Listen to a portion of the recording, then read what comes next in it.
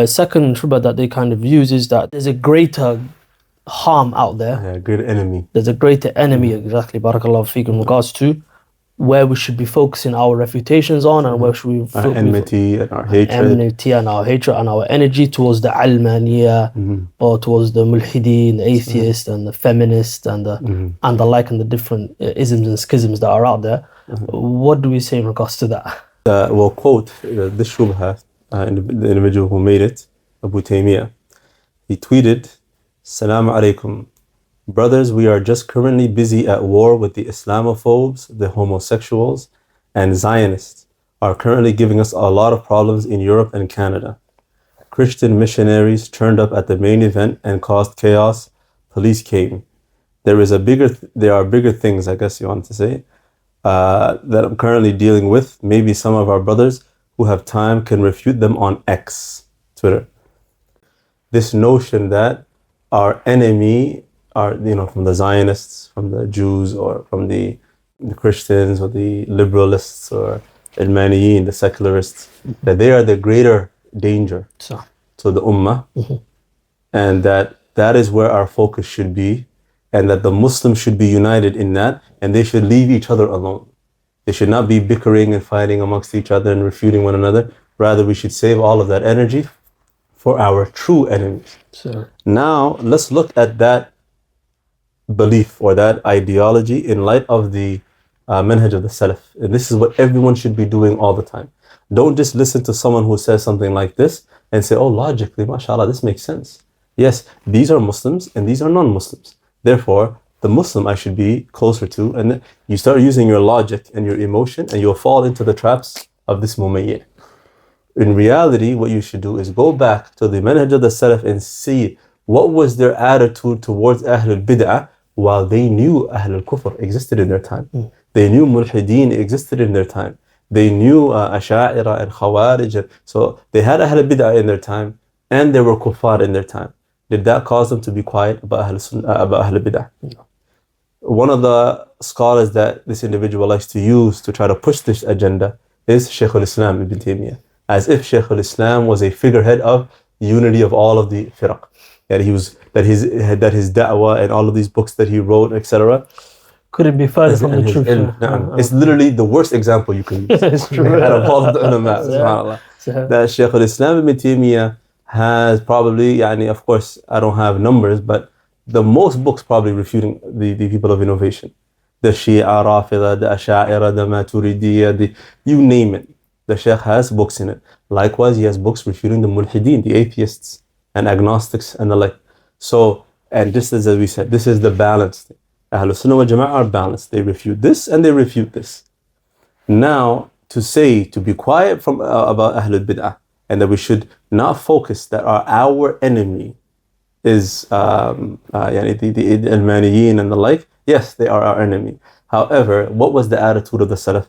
We have statements of the Salaf saying, for example, that I rather sit with Jews and Christians than that I sit with this person of innovation. This was their attitude. It doesn't mean that the Jew and the Christian is better than the Muslim. No. It means that the innovator who is a Muslim like me, who claims to worship Allah, is more dangerous. I'm not going to be on guard when I sit with this individual. I'm more vulnerable when I'm with this individual. Whereas a Jew and a Christian, I know they already worship other than Allah. So what can they possibly do to me? It's not in terms of their harm or their evil, in terms of the belief. Of course, the Jews and Christians are worse than any innovator. However, the danger, that is where it is. So this person who makes this statement, are they following the manhaj of the Salaf in how they view the danger of these different groups? We have al-Maniyin, we have these individuals, liberalists and all of this, the enemies of Islam, Zionists, etc. And we have Ahlul Bid'ah. Number one, it does not stop you from speaking about Ahlul Bid'ah. Just like Shaykh al-Islam, although he had Mulhideen and all of these types of people in his time, it did not stop him from refuting Asha'ira. It did not stop him from refuting Mu'tazila. It did not stop him from writing books, Ar-Radd ala al-Bakri, writing books on individuals that were upon misguidance and callers to this. No one from Ahl Sunnah would say in any era would say this Ikhwani type of statement. Where's his 6 hours against the liberals? Exactly. And the Zionists? Where's his 6 hours that he dedicated? No. Dedicated to Ahlul Sunnah, right? No. So even the atheists didn't get that type of treatment. No. So it did not stop Shaykh al-Islam ibn Taymiyah from, although these types of people existed and the enemies existed, but it did not stop him from refuting Ahl al-Bid'ah.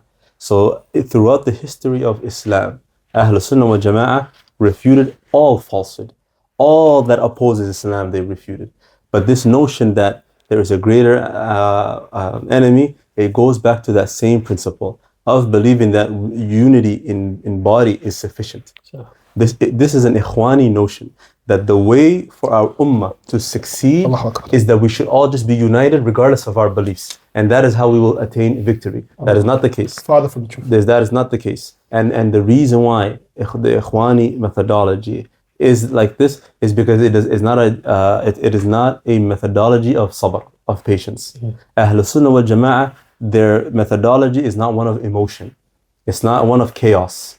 And so they teach the people and cultivate them that, yes, when the ummah is in a state of humiliation and a state where they are being oppressed by their oppressors, that turning back to Allah, حَتَّى تَرْجِعُوا إِلَى دِينِكُمْ, is the solution. The Prophet said in the hadith, when he mentioned the different things, إِذَا تَبَايَعْتُمْ بِالْعِينَ, and this and that, a form of usury, once people start doing that, وَأَتْبَعْتُمْ أَذْنَابَ الْبَقَرِ, and etc. All of these things of dunya, when we start leaving, وَتَرَكْتُمُ الْجِهَادِ, etc., that Allah sallallahu alaykum dhulla la yanzi'uha illa or hatta tarji'u ila dinikum.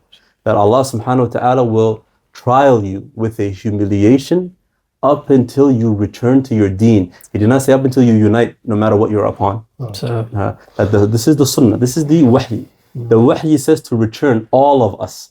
Everyone who is upon falsehood, everyone who believes in such and such, everyone is obligated to return back to the deen that the Prophet ﷺ came with.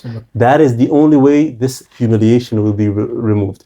But the Ikhwani will tell you, this ruler has to be taken out. The Ikhwani will tell you, go out in the streets and destroy your cities and revolt and demonstrate. Where's uniting together with the ruler?